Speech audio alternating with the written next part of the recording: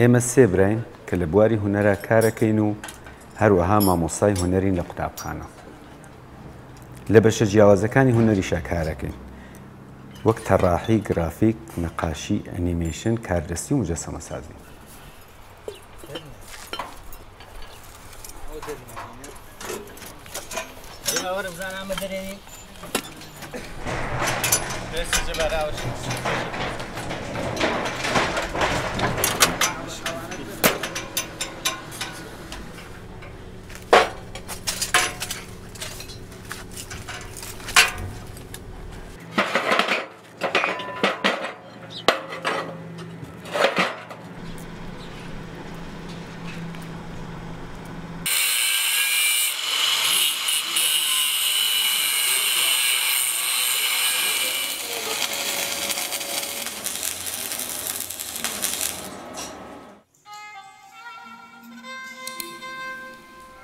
لسيتي أساسي بالنسبة لي ملتي يعني كان سكيتي دانشين لفظ في الزبرية دراني نبي فقط لم جهتها تمسح من رجال الفقيه أو لأني كذي رجال باقي بين فورمي خب أمانة كتيرين قاعدين فورمي كل شيء.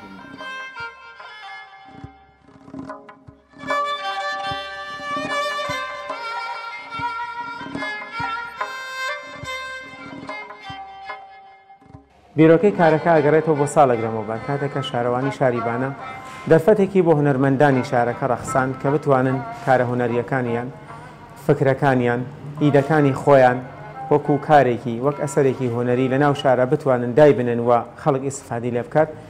ئێمەش وەک کەسانێک کە ساڵانێکە لە بواری هونەرا خەریکی کارین هاتین ئەم پرۆژەمان انتخاب کرد و بەکارکردن لەسەر قەتعەی ماشین، قەتعاتی کۆنی ماشین ئەم کارەمان دەست پێ کرد.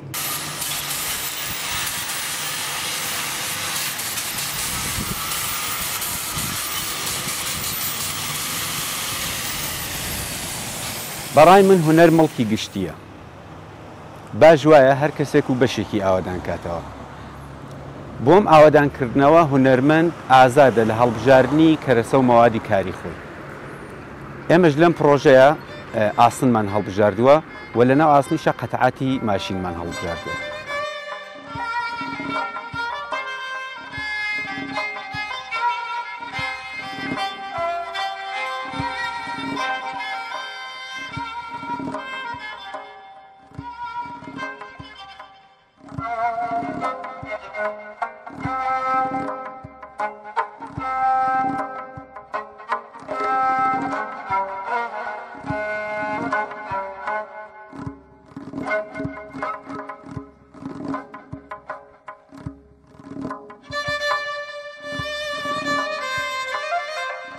مجسمەهای شاری خۆیان دووبارە بە چەند بەش تەقسیمە بنەوە. بەشێکیان مجسمەهای گەورن کە لە دەوری مەیانەکان ئێمەیان بینین، بەشێکیش مجسمەهایەکن لە قەباری بچووکترە کە بینەر یا ڕاهگۆزاری ئەو کەسی کە بە پەنایە ناڕوە ئەتوانێت لەم سیکات لە پەنایە بێستێت، تێبفکرێت بزانێت ئەمە چۆن دروست کراوە، ئەسەن چه فۆرمێکە، چه شکڵێکە.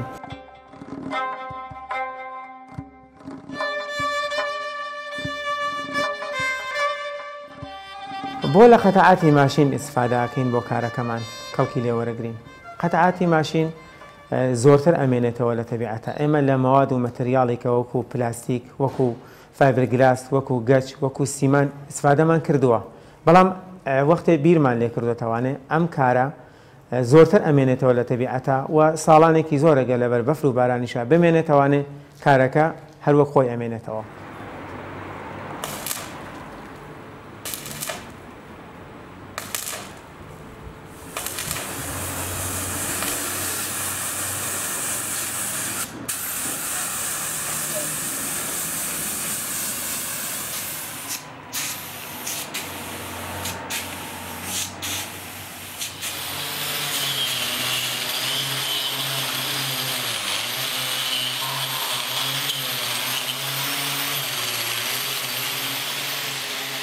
ئامانج دەم کارانە ئەوەیە کە بینە ڕوبەڕوو بێت لەگەڵ کۆمەڵی فۆرم کە ڕەنگە تا ئێستا بە شێوەیەکی ئاسایی لە پەنایە تێپەڕ بوو بێت.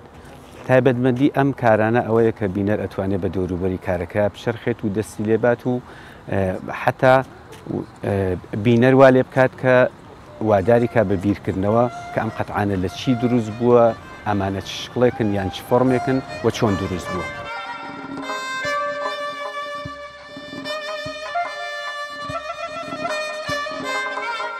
ئەم مجەسەمانە ئەتوانن ئیسراحەتێک بن بۆ بینەر لە دنیای شلوقی ئەمڕۆیە لە بازاڕەکانە لە ناو خیابانەکانە ئێمە کە ڕۆین ڕەنگە زۆر ماندوو بین زۆر جار پێویستمان بە حەسانەوەیەکی فکری هەیە کە ئێمە لە دنیای ئەمڕۆیە کەمتر ئەمانەمان بینی و حداقل لە ماناتقی خۆمانە بۆیە پێویست بە حەسانەوەیەک هەیە و ئەم مجەسەمانە بەشێک ڕەسالەتیانەوەیە کە حەسانەوەیەکی فکری ببێت.